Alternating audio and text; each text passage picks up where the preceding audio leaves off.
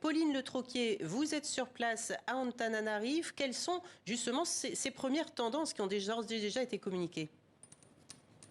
Bien, ce qui se joue, c'est avant tout la question de la participation dans une élection où 10 candidats sur 13, vous l'avez dit, ont appelé à boycotter les urnes. Alors les dernières estimations de la CENI donnent un faible taux de participation, déjà 39% contre 54% 5 ans plus tôt, en 2018.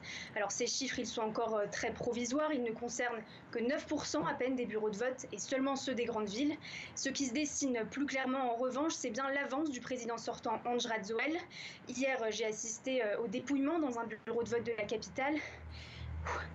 Et à chaque bulletin déplié au nom du candidat numéro 3, des cris de joie et des applaudissements de ses partisans pour qui la victoire est déjà acquise. Mais pour le collectif des 10 candidats d'opposition, tout n'est pas joué.